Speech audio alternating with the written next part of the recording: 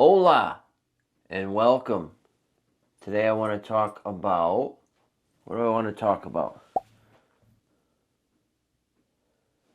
She wants me to talk about peanut butter and raw salmon, right? But we're not going to do that. We're going to talk about the village at Tioga. We'll put that up on the screen. This is a 176 unit development being proposed by 232 Realty Associates, which is headed by Bob Deblois. And Bob is a local and well-known developer builder in the area. Some of his projects include the Oaks at East Shore, the Oaks at Hope Furnace. I believe he did Fairview Commons, and then also Whitetail Estates. So he's done things here in Coventry. And this project is a little bit different because it's super dense. And it also has a affordable low income component as well. 25% of it is deemed affordable.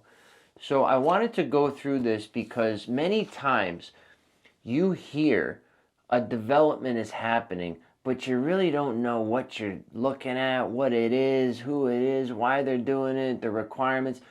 And a lot of people usually have emotional responses and reactions, and that usually takes precedent over other logical and factual objections or hiccups to a project. So I wanted to take this as an example for me to go through and give you my assessment, since I've done projects like this, and look at specific things that often don't get reported on the news or in the newspaper or get discussed on Facebook, which is the town square. I kind of want to get into the nerdy stuff that could affect a project like this, and also how a developer thinks and how they have to blend their needs and their financial motives with the needs of the community. And that's a very tight, tricky line to walk. So let's do that with this, and then we'll go from there. So essentially, like I said, 176 units, 25% of them are going to be affordable, all right? And that's part of the requirement for the comprehensive permit. Instead of going to multiple boards, the state now allows you to submit one application for efficiency, but in order to do that, 25% of your units must be affordable. So the state's getting their need and the municipalities are getting their need to hit that 10% threshold of low and affordable income homes in their municipalities, right? So I believe Coventry's at about 5%, and 10% is the quote-unquote rule of thumb across the state. And places like Woonsocket and Newport, for example, have well exceeded that. But other municipalities like Coventry, East Greenwich, Situate, Foster, Gloucester are not close. So when a developer like this comes forward, the state, the city is looking at it like, yeah, that's a good thing because we need to hit our numbers. So that's something that assists the developer, right? It's kind of a mutual shared interest. So I digress, but you can see how it just gets very far-reaching very quickly. All right, so the goal of this project is for those who can't afford higher-end new construction homes to have an option. So a young professional, a young family, maybe a retiree, an empty nester, somebody who's downsizing, will have the ability to own their own property and enjoy the benefits of new construction. Because a lot of times when new construction happens, it's fancier homes, it's $700,000 homes. Like this developer just did the Oaks at East Shore. Big, beautiful homes, 2,500 to 3,000 square feet. Most people can't afford that. So that's the angle of the developer as far as offering an option that is typically not presented to the open market. So with that, their overview here goes over the size of the land, their plan for roads, their plans for vegetation, their plans for traffic, water, sewer, lighting. Like, it's going over the entire, briefly, the entire project and what they want to bring forward. And it's essentially meant to frame this in such a way that makes it appealing and appetizing to the municipality. And in this specific project, I am going to go over my point and counterpoints. So I'm taking the points that they're making, and this was done by Deblois Engineering, about the project, and then I'm asking a logical and fact-based question to that point. And I think that'll help you understand more of what goes into these types of productions and the questions that you should be asking and thinking, as opposed to just complaining and yelling and I don't want it and no and that. Like, that's not valid. And that's not what planning boards and zoning boards do. They really have to cut through that noise. They have to consider some of it, but really they have to look at square feet, density, egress, water, right? Stormwater, runoff, parking, like all these nerdy and relatively unimportant by themselves, but collectively as a part of the equation, they all add up to be extremely important. So that's what I want to do, and we'll put this up on the screen so you can get a good look at it. But I'm not going to get into the nitty-gritty of it, but I would like to put this up. This is section 6.0, the development data. It essentially says that we got 27 acres here, about 22 as far as net land after you pull away things dedicated to infrastructure, drainage ponds, wetlands, etc. So they're essentially looking for about 176 units, which means 6.5 units per acre. And 44 of those units would be affordable units. So that's overarching big theme of what's going on here. Let me get into my questions. So the first thing is that this project at all costs is defending and promoting density. This is an extremely dense proposal as far as how many units they want to squeeze into a specific area, okay? And the amount of regulatory relief that they're requesting, in my opinion, is abnormally excessive, okay? All projects require relief, right? When I did my church up in Woonsocket, I needed a handful, I think a dozen items that I had to go to the state rehab board and request relief for existing things or stuff I didn't want to touch. And right, we're dealing with a church dome. We don't want to do this because this. So you always run into items that you need relief on. It's just how much relief are you asking for? And I think this project is abnormally excessive, okay? So this proposal takes what was once a single family lot and attempts to divide it into a high density complex, okay? The developer is pushing to move through the preliminary review quickly without providing full details. That's a strategic move by the developer, okay?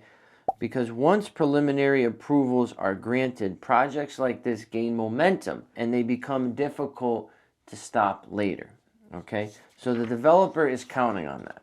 So what they're requesting relief on are things like density, minimum lot sizes, allowable use, which is big, the whole project hinges on that, setbacks, landscaping and buffer requirements, roadway widths, curbs and sidewalks, separation distances from buildings, lot coverage limits, and dead-end and cul-de-sac restrictions.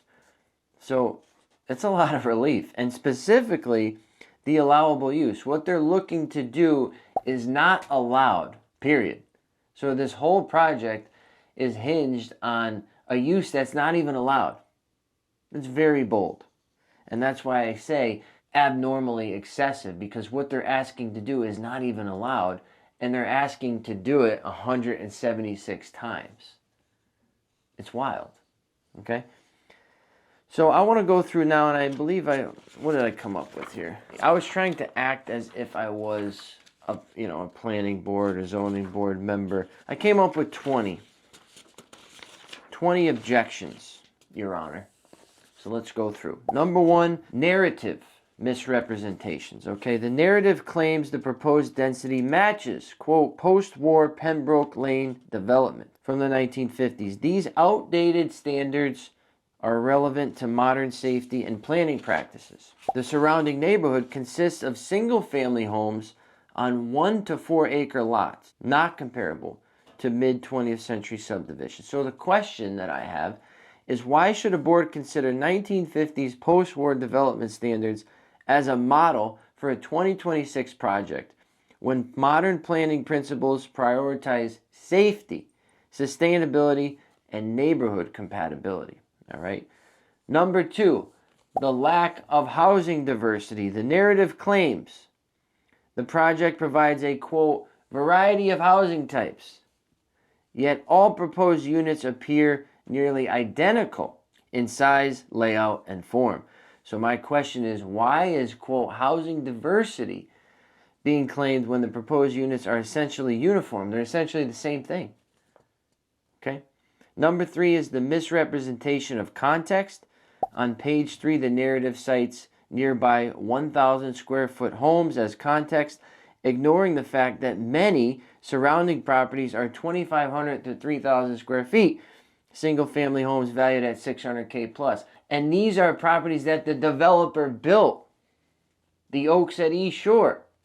This developer built those properties, and they're conveniently ignored as far as context goes. It's my belief that the most recent development of the Oaks at East Shore was done first to obtain high resale value, only to drive those values and quality of life down post facto with this development. If this development went in first, that development at the Oaks at East Shore would not have been as possible financially for the developer. So he did this, left room for the road cutout, and now we're going to do this project after, right? Everybody's moved in, everybody's settled, they spent the money, now we're going to build this development. So very strategic and savvy maneuvering. So my question is, why were larger adjacent homes omitted from the contextual analysis, which only spotlighted capes and ranches? Does this selective representation mislead the board about neighborhood character? Yes, it does. Number 4 is road widths. The proposed 24-foot roads fall short by 6 feet of the 30-foot minimum requirements, and this is unsafe for emergency access given the project's density and layout. So my question is, who benefits from narrower roads? Okay. Has the fire department confirmed these dimensions are sufficient for their vehicles? Number 5, sidewalks. The proposed elimination of sidewalks appears to be another density-driven choice. No sidewalks. Hundreds of people, no sidewalks. With roughly 400 residents anticipated and 340 vehicles anticipated, this omission creates an unsafe pedestrian environment. So the question is, how can pedestrian safety be ensured when residents must walk in the roadway or on somebody else's lawn? Why is safety being compromised and quality of life for a unit count? Okay. Number 6 is parking. With reduced setbacks, driveways appear too short for standard vehicles. Trucks will likely extend into the roadway, obstructing traffic and emergency access. The question is here, since the front setback is 20 feet and a common car is about 15 to 17 feet and the truck could be up to 21, where will all the vehicles that don't fit in driveways park? And how will on-street parking on narrow roads further impact fire access and pedestrian safety? Right? That's a big one. That's a big one. 7 is curbing. The developer proposes eliminating curbs, claiming cost and stormwater benefits. Very creative. In reality, this saves the developer a lot of money while reducing the quality of infrastructure. And the question is, who benefits from the lack of curbs, residents or the developer? Okay. Number 8, this is probably the biggest one. Use not allowed. Attached single-family dwellings, townhouses, are not permitted in this zoning district, period. The developer's entire proposal hinges on a use that is explicitly disallowed. It's not allowed. And the question is here, why should a non-permitted use be approved at all? Who benefits from this exception, and how does it align with the zoning intent? It doesn't. Okay. Number 9, density and unit count. The developer cites arbitrary state laws to justify 6 units per acre, irrelevant to this specific zoning district. Local ordinance allows 0 of this type.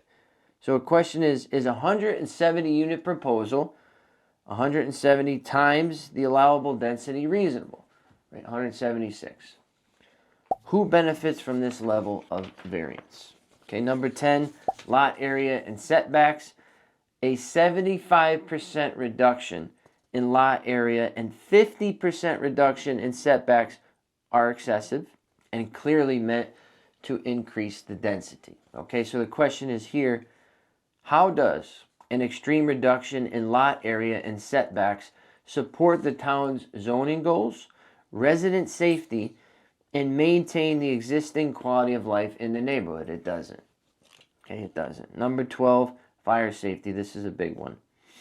5-foot side setbacks are dangerous and invite rapid fire spread between units. So the question is, with proposed side yard setbacks reduced to 5 feet, who will certify that a 5-foot separation is safe and that fire cannot jump or spread from one unit to the next? I don't think anybody will certify that. 13, cul-de-sacs and dead ends. These layouts are restricted for safety reasons. With narrow roads and no sidewalks, they become even more dangerous. The question is, do the local fire and emergency personnel agree that the cul-de-sac layout provides adequate access, maneuverability, and evacuation routes? I don't think they will. Number 14, landscape buffers.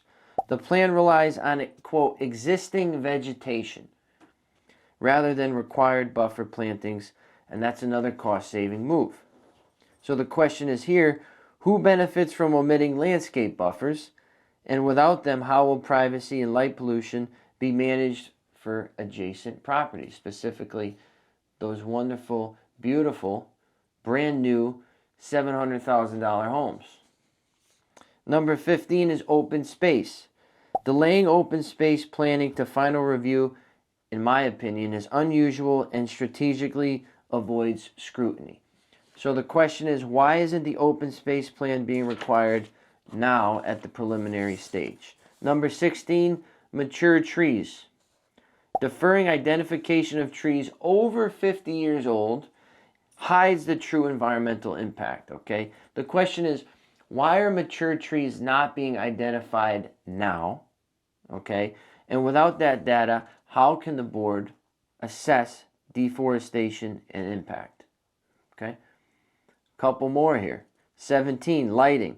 The lighting plan lacks measurable commitments, and statements like, quote, every attempt will be made, unquote, are unenforceable.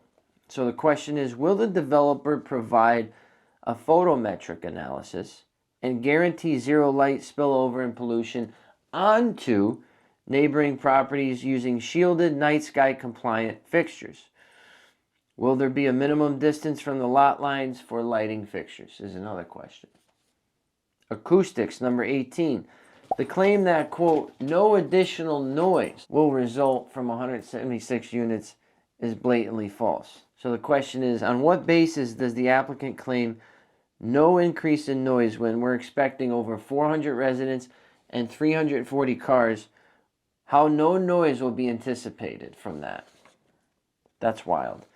19 is dust control. The phrase, quote, will endeavor to control dust, unquote, is meaningless. It's going to happen. It's just going to happen. The question here is, can the developer specify exactly what dust control measures will be implemented during construction, how compliance will be monitored or enforced, and where this commitment will be documented? No. Number 20, traffic. The submitted traffic study excludes local intersections and non-peak hour data. So the question there is, when will a comprehensive traffic study be conducted that utilizes realistic, non-peak hour, nearest intersection data instead of selective data from remote location conducted during peak hours, which obscures impact? Okay, so overall, I can get in a little deeper, but these are just the points that I have preliminarily, and I imagine that the town will have more. But I wanted to bring this up in this way because nobody really spends time on this type of explanation. And I think it's very granular, it's very nitty-gritty, it's often very boring, but it's important. And we have to toe the line of not obstructing progress, but also not putting something where it doesn't belong. And a project like this does not belong in this neighborhood specifically, in my opinion. Does something belong there? Yes. Does that belong there? No. Okay. So a lot of times municipalities, they spend time, they hire consultants, they look at, they know what they know, they have an idea of the neighborhood, yada yada. But it's important for the citizens, the neighbors, to come out and speak as well. And I'm going to come and do my part and say this and other things. And it's up to you to do the same. Because if there's no response, then the town will say, oh, I guess nobody cares.